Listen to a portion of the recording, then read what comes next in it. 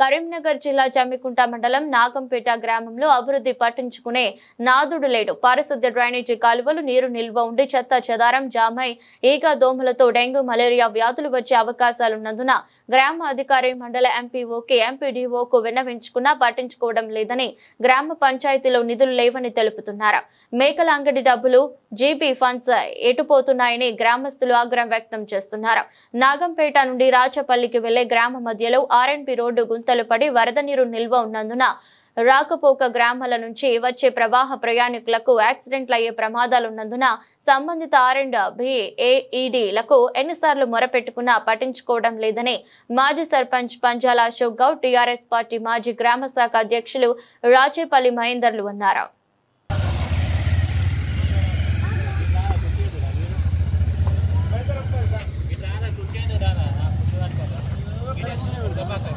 నాగంపేట గ్రామ పంచాయతీ మరి మాజీ ఉప సర్పంచ్ మా గ్రామ పంచాయతీ పరిధిలో కాలువలు కానీ వాళ్ళు కానీ అధ్వానంగా మారినాయి. దీన్ని పట్టించుకునే నాదుడు లేడు. మాకు ముఖ్యంగా మా వాల్స్ ఖరాబ్ అయి నెల రోజులు అవుతుంది. దాని అధికారులు పట్టించుకునే యోజన లేదు. మరియు కాలువలు డ్రైనేజీ మొత్తం అధ్వానంగా తయారైనవి. దీన్ని అధికారుల దృష్టికి తీసుకెళ్ళి దీన్ని స్పందించి మరియు దీన్ని త్వరలో పరిష్కరించాలని కోరుచున్నాం. ఇంతకుముందు ఎవరికన్నా చెప్పారా ఈ విషయాన్ని? గతంలో ఎంపీడీఓ గారు కానీ స్పెషల్ ఆఫీసర్ కానీ విన్నవించుకున్నా చేస్తామని వాళ్ళు ఇప్పటికీ నెల రోజులు అవుతుంది. ఆ వాళ్ళు రిపేర్ చేసడం లేదు. దాన్ని పట్టించుకునే నాదుడు లేడు. నీళ్లు వృధా అయిపోతున్నాయి. సరిగా సప్లై చేయడం జరుగుతూ లేదు.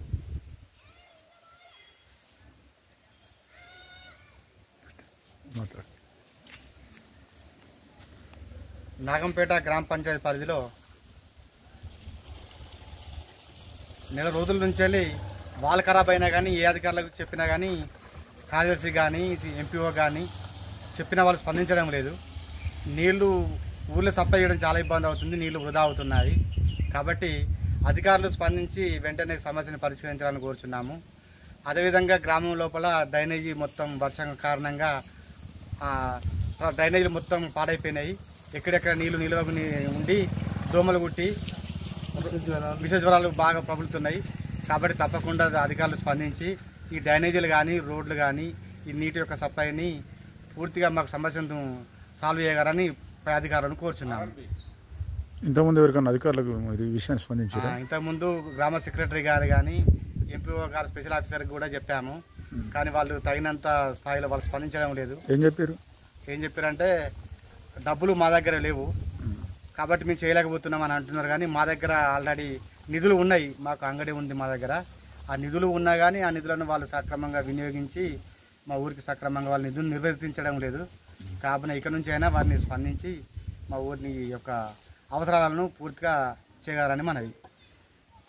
ఈ రోడ్డు ఎంతమంది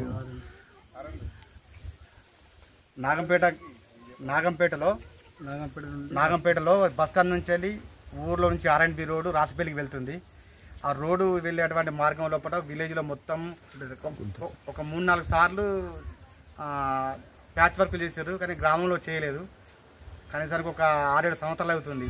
అది రోడ్డు పూర్తిగా అధ్వానంగా మారి మా ఇండ్లలోకి పోవడం చాలా కష్టం అవుతుంది. ఇళ్లలోకి పోవడం చాలా కష్టం అవుతుంది. రోడ్డు నడవడం చాలా కష్టం అవుతుంది.